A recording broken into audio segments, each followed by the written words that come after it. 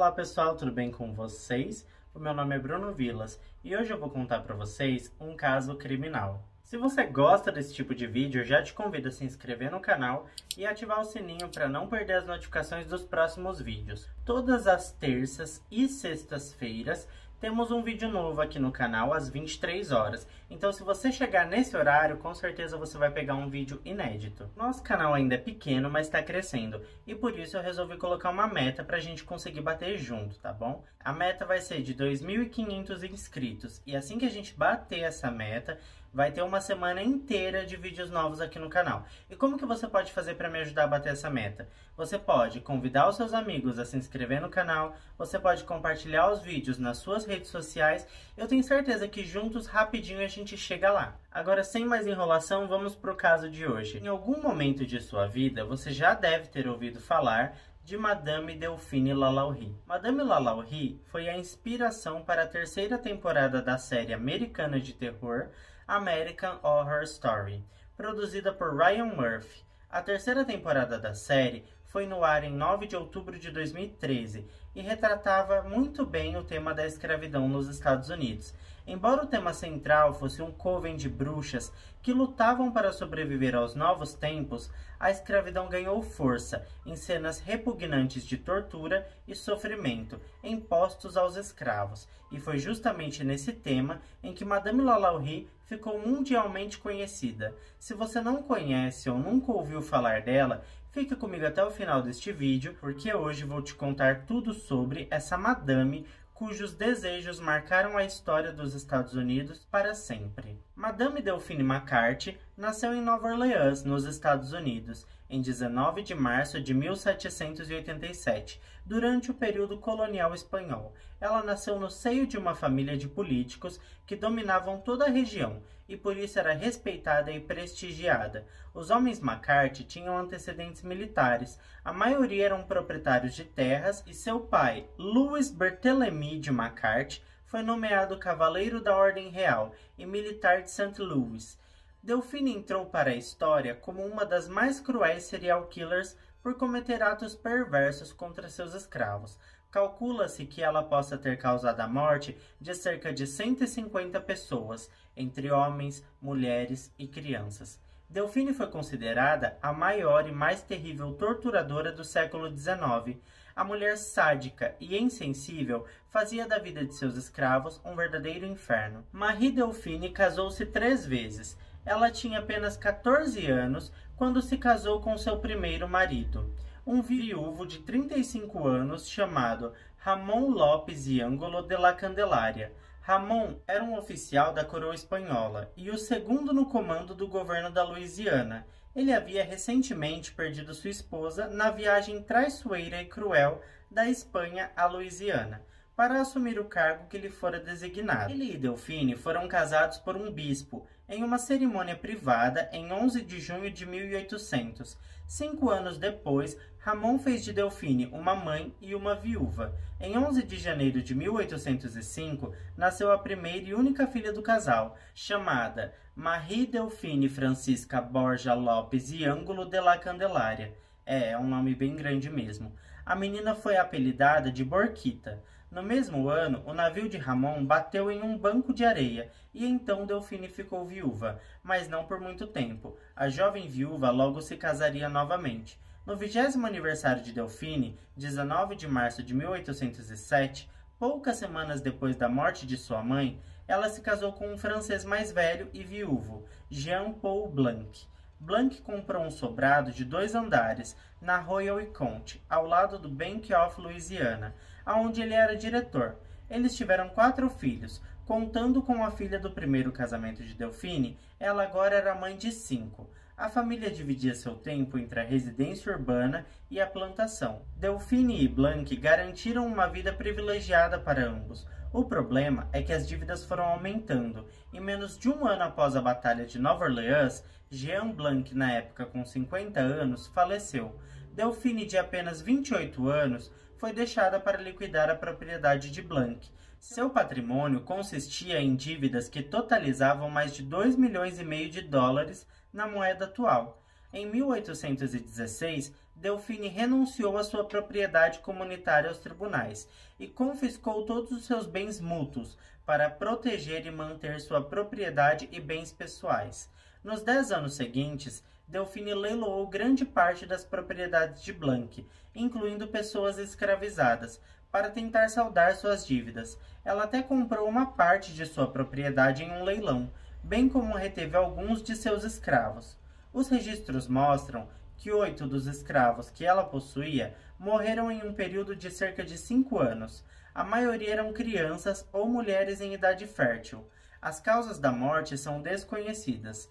Delfine teria ido à falência se não fosse a herança que recebeu com a morte de seu pai. Ela então saldou suas dívidas e colocou sua vida no lugar. Foi quando o Dr. Leonard Louis Lalaurie entrou em cena, em 1825. Delfine era uma mulher rica e experiente, e em 1826, um dos filhos de Delfine precisava de ajuda para suavizar dores na coluna. Daí em diante, o romance entre Delfine e o Dr. Lalaurie começou. Delfine era uma mulher mais velha, aos 38 anos, com 2 maridos mortos, 5 filhos e uma fortuna considerável. Pode-se especular alguns cenários em torno do seu relacionamento florescente. Mas uma coisa que sabemos com certeza é que Madame Delfine engravidou de Dr. Lalaurie fora do casamento. 5 meses após o nascimento do filho, Jean-Louis Leonard Lalaurie, o Dr. Lalaurie, e Madame Delfine estavam em um tabelião negociando o contrato de casamento, depois que suas propriedades e finanças foram resolvidas.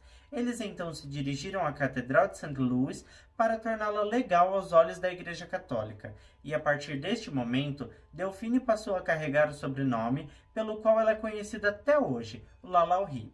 Delfine agora, com 40 anos, estava no 3º casamento e o Dr. Leonard, de 25 anos, era um novo pai em um novo país com uma esposa muito rica.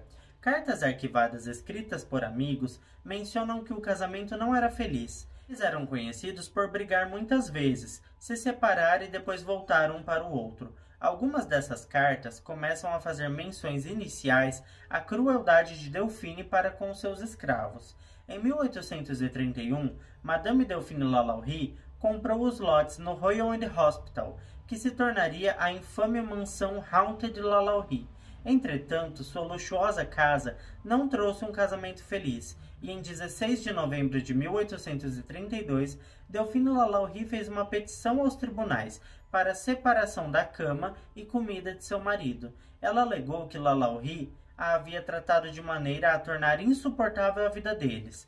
Ela também alegou que Lalaurie a espancou em frente de testemunhas. 5 meses depois, o Dr. Lalaurie desistiu de lutar e consentiu, mudando-se definitivamente para sua residência recém-adquirida, na freguesia de Plaquemines. Madame Delfine Lalaurie precisava se distrair, afinal de contas, era uma grande casa para se viver apenas com as crianças.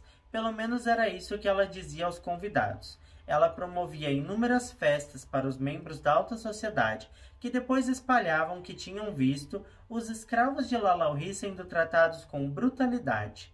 Alguns convidados diziam que os escravos pareciam abatidos e miseráveis. A socióloga britânica Harriet Martineau escreveu em 1838 um relato no qual um vizinho da Madame testemunhou a morte de uma escrava de 12 anos. Várias outras pessoas lembraram histórias envolvendo a crueldade da Madame Lalaurie. Um advogado, amigo da família, contou ter visto certa vez uma menina chamada Lia, de apenas 12 anos, fugir para o telhado da casa, apavorada, dizendo que sua senhora queria arrancar sua pele. Enquanto ela chorava desesperada, Delfine aguardava com um chicote, prometendo que a punição seria muito pior se ela não descesse imediatamente. Quando ela se negou, a patroa mandou que a atirassem pedras para forçá-la a obedecer. A menina se desequilibrou e caiu quebrando o pescoço. Furiosa, Delfine teria mandado prender o cadáver da menina no poste e ela própria o açoitou inúmeras vezes. O pecado de Lia foi puxar o cabelo da patroa enquanto Lia passava a escova. O caso rendeu uma investigação das autoridades, que após encontrarem evidências de maus tratos dentro da casa, sentenciaram o casal com a perda de 9 escravos. Em outra ocasião, Delphine teria ficado descontente com a refeição servida a convidados ilustres na mansão, e para punir os escravos, ela teria mandado que eles não recebessem comida por dias, mas eram obrigados a assistir que ela e a família fizessem suas refeições diariamente. Quando um deles desmaiou, Delphine mandou que a pobre coitada fosse levada para os fundos, colocada em um caixão e enterrada no jardim. A preocupação de Madame com supostos escravos roubando comida beirava a paranoia. Nenhum deles podia comer nada sem que ela pessoalmente permitisse. Como resultado, muitos sofriam horrivelmente e definhavam até a morte. Boatos também diziam que Delphine chegou a ser processada por maus tratos por 9 escravos que trabalhavam numa plantação da família. Esses escravos foram supostamente vendidos para outra fazenda, mas alguns dizem que eles jamais chegaram ao seu novo trabalho. Eles teriam sido mortos no caminho e enterrados nos pântanos. Havia ainda muitas outras histórias relatando maus tratos que iam de criadas apanhando com chicotes até escravos que tinham os dedos, mãos, pés cortados com a lâmina de machadinha, por terem cometido pequenos e insignificantes falhas, como por exemplo não polir corretamente a prataria da casa. Outras histórias circulavam na região, entre elas a de que o escravo responsável pela comida vivia acorrentado ao fogão. Embora fossem herdeiros de Madame Lalaurie, os filhos da Madame também eram alvo de sua crueldade desenfreada. Quando tentavam alimentar ou conversar com os escravos da mãe, por exemplo, as crianças eram espancadas até o limite de seus corpos.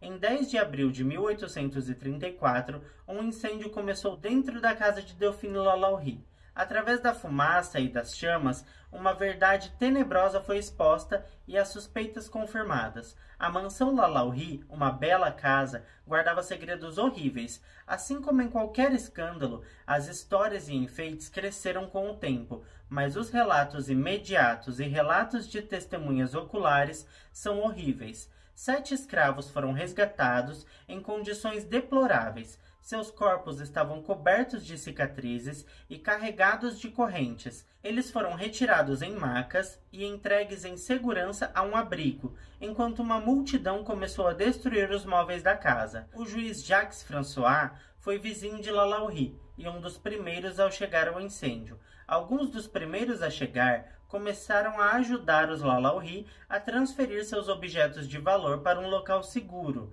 caso o fogo começasse a se espalhar muito rápido. A origem do fogo foi a cozinha. Alguns desses cidadãos, preocupados, começaram a pressionar o juiz François em relação aos escravos, solicitando ao juiz que pedisse educadamente a permissão ao Dr. Lalaurie para que os escravos fossem removidos e levados para um local seguro. É relatado que Lalaurie respondeu: existem aqueles que seriam mais bem empregados se cuidassem de seus próprios negócios, ao invés de se intrometerem deliberadamente nas preocupações de outras pessoas. Quando as chamas começaram a se espalhar, o juiz deu ordens para que arrombassem as portas. Foi então que os cidadãos se depararam com uma cena para a qual nunca poderiam estar preparados. Dependendo da fonte, o nível macabro da descoberta varia, mas mesmo a mais mansa das representações é nada menos do que apavorante. A mentalidade da multidão mudou e as pessoas começaram a destruir o conteúdo da mansão e as propriedades e pertences dos Lalaurie. Algumas das vítimas de Lalaurie estavam horrivelmente mutiladas, outras estavam suspensas pelo pescoço e suas extremidades esticadas e dilaceradas. O juiz Jacques François disse a outro juiz que, quando chegou, foi informado que havia em um dos quartos alguns escravos que foram acorrentados e expostos para morrer no incêndio. Havia em outro cômodo uma mulher nua, com um colar de ferro cheio de espinhos presa na parede por uma corrente. Os muitos ferimentos em suas costas evidenciavam o uso de chicote e ferros em brasa. A mulher contou que a Madame Delphine costumava cortá-la com uma navalha e beber seu sangue. Por vezes, ela mergulhava suas mãos e rosto em uma bacia cheia de sangue, acreditando que assim poderia rejuvenescer. Não muito longe dali, uma velha negra tinha um ferimento profundo na cabeça e estava fraca demais para falar ou andar. Um homem havia sido castrado e o ferimento foi costurado com um barbante. A língua dele também foi cortada para que ele não pudesse reclamar. Os escravos sofriam também com a remoção de suas genitais e a extração de sangue para armazenamento de lalaurie. Por mais inacreditável que fosse a cena, há registro de cartas escritas anos antes por Jean Bose, afirmando que Delphine havia sido levada ao tribunal criminal pelo tratamento bárbaro de seus escravos, mas foi absolvida por falta de acusadores dispostos a testemunhar que viam ela batendo nos escravos. No livro Madame Lalaurie, Senhora da Casa Assombrada, a escritora Caroline Long faz um trabalho maravilhoso ao apresentar todas as declarações registradas, bem como as reivindicações na mídia e artigos sobre as atrocidades que foram encontradas dentro da mansão Lalaurie. Ela entrega ao leitor os diferentes pontos de vista da época. Madame Delphine Lalaurie tinha um servo leal em sua equipe, e em meio à confusão e às chamas, seu cocheiro deu a volta com sua carruagem e Delphine entrou nela com total confiança. A multidão ficou chocada. Os cidadãos, furiosos, tentaram desesperadamente segurar os cavalos e tirá-la da carruagem. Mesmo assim, o cocheiro usou seu chicote e lançou os cavalos para frente, escapando da multidão. Ele dirigiu a rota de fuga e a entregou em uma embarcação nas docas de New Orleans Navigation Company, no lago Pontchartrain, onde ela embarcou e fugiu. Quando os cocheiros voltaram, a multidão veio até a carruagem e começou a destruí-la e esfaquear os cavalos até a morte. Um dos homens de confiança da madame, quando interrogado, confessou que a câmara de torturas era usada há anos e que a patroa se divertia diariamente aterrorizando seus escravos. Nada dava a ela maior prazer, ele contou. Os escravos torturados foram levados para a prisão local, onde testemunharam sobre tudo o que haviam passado. As audiências públicas estavam lotadas, aonde mais de 3.000 pessoas vieram assistir os procedimentos. A revista New Orleans Advertiser escreveu que semanas depois do ocorrido e da evacuação da mansão, corpos começaram a ser desenterrados no quintal da casa. 8 ossadas humanas completas foram achadas no local, em covas rasas. Outro feitor confessou que haviam muitas outras vítimas cujos corpos foram atirados em um poço seco, nos fundos da propriedade. Quando o poço foi aberto, as autoridades encontraram ossos de crianças que haviam sofrido torturas similares. Há muitas especulações e rumores sobre onde exatamente Madame Lalaurie foi parar. A vida dos Lalaurie depois de 1834 não é bem documentada, havendo escassez de informações, em parte porque eles tentaram desesperadamente sumir de circulação. Um escritor americano chamado William Cullen Bryant relatou que em uma viagem saindo de Nova York com destino à França, em 24 de junho de 1834, uma das passageiras seria uma mulher francesa, de aparência bonita, uma madame que pertenceu à alta sociedade local e estaria se mudando. As descrições sugeriam que Madame Lalaurie estaria a caminho da França naquele ano. A reputação da Madame Lalaurie tinha se espalhado por todo o país. Bryant também descreveu que Delphine passou um tempo em Mobile antes de fazer a viagem para fora de Nova York com o marido para seu país natal. Supõe-se que os Lalaurie tinham dinheiro em bancos na França, mas não se sabe qual era o tamanho de sua fortuna. O que estava na Louisiana foi perdido para sempre. De qualquer maneira, ela ainda tinha o suficiente para permitir se estabelecer na capital da França. Delphine e Louis acabaram em Paris com os filhos de Delphine, para estadias prolongadas. Louis vivia da riqueza de Delphine, mas se cansou de suas reclamações e a deixou em Paris. Pouco tempo depois, mais membros da família de Delphine se mudaram para Paris, onde todos ocuparam casas adquiridas pela família, algumas com nomes diferentes. As circunstâncias da morte de Delphine Lalaurie não são claras. O historiador George Cable relatou uma história que se tornou popular, afirmando que ela teria morrido em um acidente de caçada na França. Ela teria sido morta por um javali furioso, que a derrubou do cavalo e a atropelou. Alguns afirmam que ela teria retornado para a América e morrido em São Francisco em decadência. Algumas fontes defendem que ela morreu em Paris, em 7 de dezembro de 1849. A prefeitura do departamento do Sena teria informado que ela faleceu em seu domicílio, mas não especifica a causa da morte. Cartas entre ela e seus filhos falam sobre uma doença persistente de que ela sofria. É seguro afirmar que ela provavelmente sucumbiu a qualquer que fosse essa doença misteriosa. Seja qual for a verdade, nos anos de 1930, Eugene Beckers, um coveiro do cemitério de St. Louis, descobriu uma placa de cobre com a inscrição que a tradução seria: Madame Lalaurie Marie Delphine McCarthy morreu em Paris, a 7 de dezembro de 1842. Sua casa está de pé até os dias de hoje. Já teve diferentes proprietários, entre eles o ator Nicolas Cage. Antigos donos dizem que o local é mal assombrado e durante a noite pode-se escutar gritos em francês e ver vultos de escravos arrastando correntes. Em Nova Orleans, uma das histórias de fantasmas mais famosas gira em torno de Madame Delphine Lalaurie. Sua casa infame e majestosa na Royal Street tem sido o centro das atenções do French Carter por mais de 2 séculos. A típica história de fantasmas fala sobre ela abusar de seus escravos e as condições atrozes em que foram encontrados durante o famoso incêndio. As histórias cresceram ao longo dos anos, com a tortura se transformando nos atos mais cruéis e violentos de crueldade humana inimagináveis. Depois de muita pesquisa, podemos estar totalmente seguros de que Lalaurie cometeu crimes hediondos contra as pessoas escravizadas. Portanto, não é exagero nomeá-la como sendo uma das mulheres mais horríveis de toda a história. Esse foi o vídeo de hoje, pessoal. Eu fico por aqui e até o próximo vídeo.